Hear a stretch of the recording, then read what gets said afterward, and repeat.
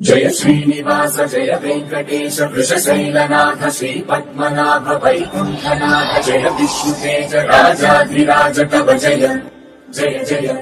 Hi friends, అందరికీ నమస్తే. Welcome back to my channel. ఈరోజు నేను అన్నవరంలో ఉన్న శ్రీ వీర వెంకట సత్యనారాయణ స్వామి దేవస్థానానికి వెళ్తున్నాను. ఈ దేవస్థానం ఆంధ్రప్రదేశ్ కాకినాడ జిల్లాలో ఉంది. ఈ టెంపుల్ కాకినాడ నుండి 42 కిలోమీటర్లు, వైజాగ్ నుండి 110 కిలోమీటర్ల దూరంలో ఉంటుంది. ఇతర రాష్ట్రాల నుండి దూరం నుంచి వచ్చే వాళ్ళకి డైలీ ట్రైన్స్ కూడా అందుబాటులో ఉన్నాయి. మీరు ఒకవేళ హైదరాబాద్ నుంచి రావాలనుకుంటే Visakhapatnam Godavari super fast express ఉంటుంది. ఈ ట్రైన్ కాచిగూడలో 5:30కి మొదలైతే తెల్లవారుజామున 2ంటికి అన్నవరం చేరుకుంటారు. స్లీపర్ క్లాస్ వచ్చి 400 లోపే ఉంటుంది. ఇక మీరు విజయవాడ నుంచి రావాలనుకుంటే చాలా ట్రైన్స్ అందుబాటులో ఉంటాయి. ఒకసారి IRCTCలో చెక్ చేయండి. నేను కింద డిస్క్రిప్షన్ లో కూడా ట్రైన్ డీటెయిల్స్ ఇస్తాను. మేము హైవేలో వచ్చేటప్పుడు దారిలో మన డిప్యూటీ సీఎం పవన్ కళ్యాణ్ గారి హౌస్ కనిపించింది. ఆయన పిఠాపురం వచ్చినప్పుడు ఈ హౌస్ లోనే స్టే చేస్తారు. బై రోడ్ అన్నవరం వెళ్ళేటప్పుడు ఇక్కడ కనిపించే సత్తమ్మ తల్లి అమ్మవారి దేవస్థానం దగ్గర ప్రతి ఒక్కళ్ళు ఆగుతారు. ఈ టెంపుల్ చాలా ఫేమస్. మీరు ఒకవేళ బై రోడ్ ఇటు సైడ్ వచ్చినట్లయితే తప్పకుండా ఈ టెంపుల్ దగ్గర ఆగండి. ఇక్కడ నుండి ఇంకా అన్నవరం 12 కిలోమీటర్లు ఉంది. హైవే నుంచి ఈ లెఫ్ట్ సైడ్ తిరిగితేనే గుడి ఎంట్రన్స్ ఆర్చ్ కనిపిస్తుంది. ఇదే కొండపైకి వెళ్ళడానికి మెయిన్ ఎంట్రన్స్. ఇక్కడ వెహికల్ కి బైక్ 20 రూపీస్, కార్ కి 50 రూపీస్, బస్ ఇంకా హెవీ వెహికల్స్ కి 250 రూపీస్ వరకు ఛార్జ్ చేస్తున్నారు కొండపైకి వెళ్ళడానికి.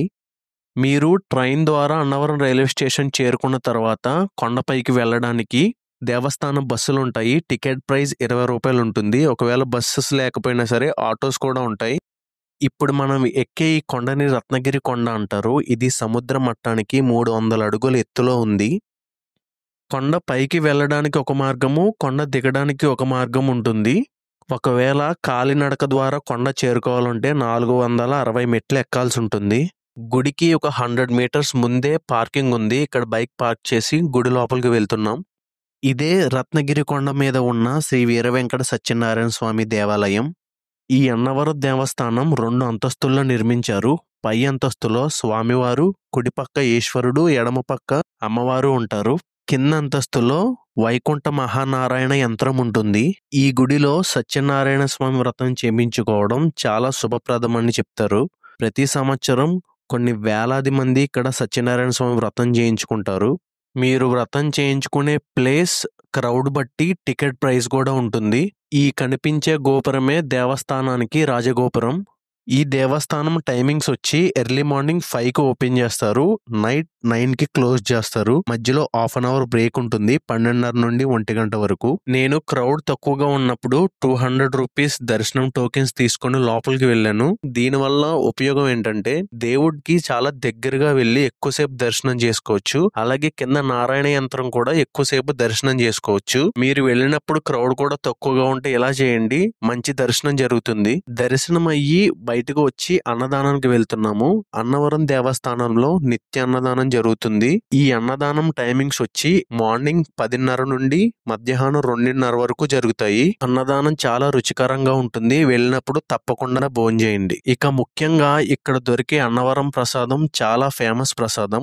20 రూపీస్ కి ఒక ప్యాకెట్ ఇస్తారు. ఇప్పటి వరకు మీరు ఈ ప్రసాదం టేస్ట్ చేయకపోతే తప్పకుండా టేస్ట్ చేయండి. ఒకవేళ టేస్ట్ చేసిన వాళ్ళు మీకు ఎలా అనిపించిందో కామెంట్ చేయండి. ఇక మీరు ఇక్కడ రూమ్స్ బుక్ చేసుకోవాలనుకుంటే CRO ఆఫీస్ ఉంటుంది మన తిరుపతిలో లాగే. ఈ CRO ఆఫీస్ లో మీకు స్టార్టింగ్ 500 నుంచి రూమ్స్ ఇస్తారు. ఇంకొకటి ఇక్కడ మీరు గమనించాలి, ఇక్కడ రూమ్స్ పెళ్లి కాని జంటలకి అలాగే సింగిల్ గా ఉన్న వ్యక్తులకి రూమ్స్ ఇవ్వట్లేదు కొండ మీద. మీరు దూర ప్రదేశాల నుంచి వచ్చిన వాళ్ళైతే నా సజెషన్, మీకు అఫీషియల్ వెబ్సైట్ ఉంటుంది అన్నవరం దేవస్థానంది.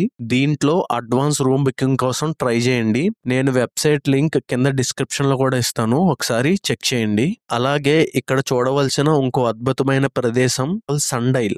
మన పూర్వీకులు అద్భుతమైన మేధస్సుకి ఇదే నిదర్శనం. ఎండను బట్టి టైం ని, డేట్ ని తెలుసుకోవచ్చు. ఇక్కడ నుండి చూడండి వ్యూ ఎంత బాగా కనపడుతుందో. ఆ కనిపించే నది పంబా రివర్. కిందకి వెళ్ళిన తర్వాత దగ్గర నుంచి చూపిస్తాను.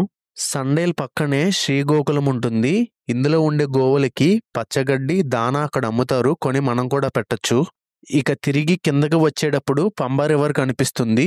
భక్తులు ఈ నదిని చాలా పవిత్రంగా భావిస్తారు. అలాగే పుణ్యస్థానాలు కూడా ఆచరిస్తారు. కింద చిల్డ్రన్స్ పార్క్ కూడా ఉంటుంది. బోటింగ్ కూడా ఉండేది కానీ ఇప్పుడు ప్రెసెంట్ బోటింగ్ నడవట్లేదు.